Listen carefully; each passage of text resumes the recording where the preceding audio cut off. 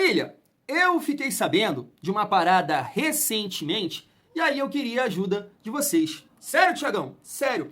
A gente vai trocar uma ideia sobre uma informação de agora há pouco do jornalista Lucas Pedrosa dizendo que o Vasco aceitou pagar a multa rescisória de Nuno Moreira. Sempre esqueço o nome do atacante português. Nuno Moreira.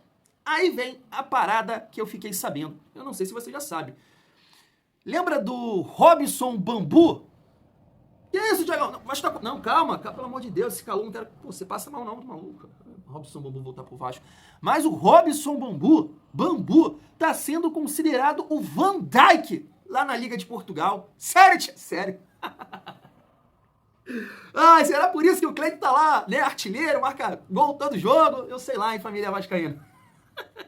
Sério mesmo, o Bambu tá se destacando lá no Braga. É isso mesmo. Mas brincadeiras à parte, vamos resenhar sobre essa informação aí. O Vasco tá tentando, junto ao Casa Pia, a contratação desse jogador. Tem uma questão também da dívida do Cleiton. Vem comigo resenhar. Claro que vamos falar um pouco sobre a partida de amanhã. Na verdade, a decisão pela Copa do Brasil. E claro que vamos trocar uma ideia sobre a resenha do Lédio Carmona, hoje no programa Seleção Sport TV, desabafando, né, dizendo que essa geração, né, de jogadores aí do Flamengo não consideram o Vasco como um rival. E eu quero trazer também o Fernando, que é jogador do Vasco, né, no programa Os Donos da Bola aqui do Rio de Janeiro, pontuando uma questão tática muito importante mesmo, tá? Chega aí, tem muita resenha nesse vídeo. Mas antes, deixa eu te pedir aquela moral. Se não for inscrito aqui no canal Vasco em Família, se inscreve, deixa o like e ativa o sininho para não perder os próximos vídeos. Vamos seguir a nossa resenha e eu vou pegar essa postagem aqui do canal Na Torcida Vascaíno. Está aí, ó. Vasco acaba de chegar no Espírito Santo. O elenco do Vasco acaba de desembarcar no Espírito Santo para o jogo contra o União Rondonópolis, que ocorrerá na terça-feira, amanhã, às 9h30, válido pela primeira fase da Copa do Brasil. E que a zebra, né, fique quietinha, dormindo, bem sossegada, família vascaína. Assim, eu não sei a opinião de vocês e na live de amanhã a gente troca uma ideia melhor sobre isso. Eu sei que é um jogo de caráter decisivo, né? Até o empate, mudou o regulamento, né? Vai para os pênaltis. Então é um jogo, decisivo. Mas eu mudaria a forma de jogar, cara. Eu sei que o Vasco tem jogadores experientes, né? E de repente o Carille não vai optar pela molecada, mas eu mudaria a forma de jogar. Eu acho que o Vasco idealizou uma forma de jogar, com posse de bola, chegar no gol adversário com qualidade técnica, né? Criando espaços, sei lá, pro Piton chegar bem no fundo, PH com as suas arrancadas. Cara, isso não tá acontecendo. A coisa não tá caminhando. Então eu acho que é hora de dar um passo para trás, olhar para o elenco, as peças que dá para fazer esse corredor e colocar amanhã.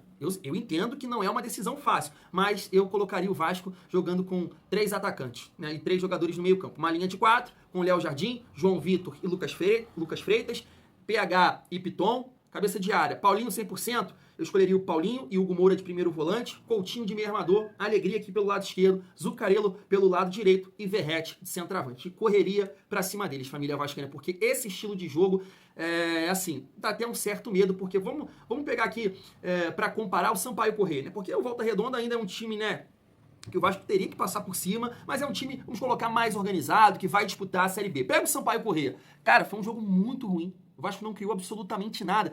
De repente, ao mesmo nível, sei lá, sabe? O Vasco deu um chute no gol direito. Então é hora de mudar e botar velocidade pra cima deles e, sinceramente, né, torcer para que a molecada possa fazer um grande jogo. Na minha visão, se eu fosse Carille, eu optaria por isso. Família vascaína, queria a opinião de vocês. Vamos seguir aqui a nossa resenha. Eu queria trazer o Lédio Carmona, né, esse desabafo que ele fez aí agora no Seleção Sport TV, no programa de hoje. Claramente o Lédio é um torcedor do Vasco, isso não dá pra negar, porque o cara fala assim com uma tristeza muito grande. Eu acho que qualquer clube no Brasil que estivesse passando pela situação do Vasco, ele não ia falar dessa forma. Não ia falar dessa forma, mas ele fala porque ele é um torcedor do Vasco, apaixonado pelo clube, e ver o clube nessa situação com o seu principal rival é constrangedor, né? A verdade é essa, poxa, nos últimos 30 jogos, 17 vitórias 17 vitórias, né, do Flamengo, isso é surreal, sabe? Surreal. Então quero trazer esse desabafo aqui do Lédio Carmona e logo depois a gente vai debater um pouco mais sobre isso, até, né, visando aqui a parte tática, projetando 2025 e comparando, né, times que perderam para o Flamengo aí no passado, porque o Vasco sempre sem esses jogadores de beirada de campo. Família vascaína, que eu tanto falo aqui. Olha só. Vou falar uma coisa aqui que eu ainda não tinha falado, nem escrito, né, em rede social, não falei sábado, que eu achei que ia levar muito tempo a elaborar isso. Já falei para algumas pessoas do meu círculo mais próximo, que talvez irrite alguns vascaínos, mas a impressão que eu tenho é que o Flamengo não vê mais o Vasco como um grande rival nesse momento. Essa geração de jogadores do Flamengo vencedores. Entendeu? Porque... Para quem viu aquela rivalidade dos anos 70, 80... Passou a ser um lugar comum. Eles têm quase certeza que eles vão ganhar o jogo. Então, não é que eles não respeitam o Vasco, mas a rivalidade do Flamengo hoje no Rio... Eu acho que a dúvida é de quanto. Fora de São Paulo, hoje é quanto vai ser o jogo. A rivalidade dos jogadores do Flamengo, desse time, é Botafogo, Fluminense, pelo bicampeonato do Fluminense há 2 anos. Não, com o Felipe, mas Botafogo mais, Palmeiras e Atlético. Esses são os jogos. O Vasco passou a ser aquele clube... é um clube que tem história, que foi nosso rival, mas, cara, você via no jogo domingo que o Flamengo tinha respeito pelo Vasco, pela história, pelo Coutinho, os jogadores cumprimentavam o Coutinho, o Bruno Henrique estava light, o Cocão deu uma bolada nas costas dele, o Bruno Henrique reclamou manso, o Wesley, depois daquele lance, pediu desculpa, o Felipe Luiz elogiou o time do Vasco no final, disse que o time do Vasco jogou bola. Então, cara, virou quase uma parceria ali do time do Flamengo com o Vasco. Ó, a gente não quer esculachar, cara, porque deixou de ser rival. Graças a Deus que cada vascaíno pensa do seu jeito. Isso é muito importante. Eu entendo que vai ter torcedores do Vasco que vão escutar essas falas aí do LED, dedo pro LED, entendeu? LED, vai! Eu entendo. Mas assim, eu acho que o torcedor do Vasco, hoje, ele tá bem consciente em relação a isso. Porque um tempo atrás, ouvir isso do Lédio Carmona, a galera ia ficar bolada, sabe? Um tempo atrás aí. Mas hoje, nesse momento, por tudo que o vascaíno tá passando nos últimos anos, cara, é uma fala triste, mas é uma realidade. E é o que eu falei com vocês aqui. Não é que o Flamengo tá ganhando da gente na camisa, na arquibancada, na torcida, nada disso. Infelizmente, as pessoas que sentaram na cadeira do Vasco, preciso nem falar o que construíram, né? E aí cria essa realidade que a gente está vivendo hoje. E lá no lado deles, não sei se teve ajuda de Globo e não sei o que, e pá, mas sentou um cara lá, tal de Bandeira, que realmente organizou o time. E aí, né, as pessoas que sentaram lá, como o Landim, deram sequência e estão construindo aí essa realidade hoje de Flamengo e Vasco nos últimos anos. E, né, 30 jogos, né? 31 jogos e o Vasco só ganhou 2 partidas, família Vasco. Então eu entendo que o torcedor do Vasco, né, é triste, mas infelizmente está bem consciente em relação a isso. Eu quero saber até o que você pensa. Mas eu quero pegar agora esse comentário aqui do Fernando, hoje no programa Os Donos da Bola aqui do Rio de Janeiro, até pontuando, né, a questão do último jogo, agora que o Vasco perdeu por 2-0, projetando também o nosso ano e até colocando aqui alguns times, né, recentes do Vasco aí nos últimos anos para pontuar essa questão da velocidade, jogadores de beirada de campo. Eu acho que é uma resenha que você vai gostar. Se liga só. Mas eu estou dizendo que acaba sendo uma consequência. Certeza que os caras não queriam ter a performance nem o comportamento que acabaram tendo dentro do jogo. Isso também muito pelo comportamento do Flamengo, porque o Flamengo pressionou, o Flamengo não deu espaços, só que o Vasco não tinha soluções para resolver aquele problema. E isso entra muito na escalação e pela falta de... Mas a diferença técnica é muito grande. GV, né? E pela falta de jogadores característicos. Porque quando você tem um time que te pressiona muito, você tem que ter válvulas de escape. E o Vasco, hoje, até por uma parada de complemento em relação ao elenco, os jogadores que teriam essa característica estão machucados. Ou o Bruma, que seria um cara desse, né? Que não veio pro Vasco. Né? Seriam jogadores de velocidade que poderiam incomodar o Flamengo. Porque quando você, por exemplo, o Flamengo sobe as linhas e ele sabe que a equipe adversária, seja qualquer um, não tem jogadores que possam te incomodar na profundidade, em velocidade, ele vai ficar confortável em continuar ali. Quando você tem jogadores de velocidade que possam te incomodar, você acaba tendo mais atenção ou até se retraindo. Mas isso aí você está supondo. Daí, eu vou começar essa resenha pelo final do vídeo, né? O GV fala assim, mas aí, Fernando, você está supondo que é uma verdade, é uma realidade. Eu não quero passar aqui a mensagem que, poxa, então, se o Vasco tivesse esses jogadores de beirada de campo, com velocidade para puxar contra-ataque, o Vasco ganharia o jogo ou não teria essa sequência negativa. Eu não posso pontuar isso, porque tem a questão do adversário, a qualidade, o time titular, o banco, né? Tem a nossa defesa, tem outras peças também, então eu não quero dizer isso. O que eu quero colocar aqui é o seguinte: no futebol brasileiro e no mundo, quando você encara um adversário tecnicamente superior, na maioria das vezes, isso é quase uma regra. É o time jogando fechado e buscando os contra-ataques. Cara, e nos últimos anos, você pega, claro, um ano ou outro, um jogo ou outro, que o Vasco tem essa condição de contra-atacar. Porque, infelizmente, não dá pra jogar em condição de igualdade, com o investimento que o Flamengo tem, com as peças, com o time titular, com os reservas, você viu no último jogo. Lá, Cebolinha, Alan, não sei quem, Luiz Araújo e o Carille tendo que olhar pro banco e ver o Jean Davi. E o Jean Davi entrando no jogo. Isso é assustador. E aí eu até peguei aqui pra mostrar essa resenha, família vascaína, que é o seguinte: 2020, olha pro time do Vasco em 2020, o Vasco perdeu, se eu não me engano, esse jogo aqui, cara, por 1-0, esqueci de pegar o placar. Mas tá aí, olha a linha ali da frente, né, a linha de 3 ali, ó. Tinha o Thales Magno, na verdade isso aqui era até um 4-4-2, né, podemos dizer assim, Thales Magno, Benítez, Carlinhos e Cano. Sem contar que o nosso time ali no meio campo, bem lento, né? Marcos Júnior e Andrei. Você entende essa dificuldade física que o Vasco tem já de longa data? O Thales, que tá até bem no Corinthians, mas podemos dizer que é um cara habilidoso, um cara para jogar próximo da área, mas não é um cara para encarar um time que é mais qualificado, que vai ficar mais com a bola. Não tem esse perfil, né? Como o Coutinho e Verratti não tem. A estratégia não casa, não combina. Você jogar no contra-ataque, por exemplo, tendo Coutinho e Verratti como seus dois últimos jogadores jogando na frente. Isso não encaixa, isso não tem cabimento. Eu tava vendo aqui também, 2021 o Vasco acabou ganhando, né, família? Com gol do Morato, do Cano, mas eu tava vendo a escalação lá, o Flamengo tava muito modificado também. Era vários jogadores reservas. Em 2022, por incrível que pareça, o Vasco tinha pontas, né? Tinha ali o Gabriel Peck, ainda em evolução, e o Figueiredo. Claro, o Vasco não ganhou, é o que eu falei, né? Porque vai ter pontas que vai ganhar, porque tem a qualidade do adversário. Mas você olha aqui os resultados, né? Principalmente ali do Campeonato Carioca, no Campeonato Carioca, porque nessa ocasião o Vasco estava na Série B. Ali 1-0, aí depois, né, 1-0 também, 2-1, porque é um time que joga mais fechado e busca os contra-ataques, né? Não fica com essa coisa da condição física. Aí tinha o Yuri Lara também, tinha o Nenê, mas tinha o Figueiredo e o Peck correndo igual notícia ruim, pelo menos taticamente. Aí com a bola, a gente sabe que os dois, naquela ocasião, o Peck ainda não estava naquele momento que ele viveu em 2023, mas mostra aqui que pelo menos você perdeu, mas, cara, você competia, coisa que o Vasco não vem fazendo, né? Aí eu peguei aqui também 2023, né? Que o Vasco perde ali o primeiro turno, né? Por 4-1, e aí até peguei aqui a escalação, cara. O Vasco jogou naquela ocasião com 3 zagueiros, Miranda, Capasso e Léo.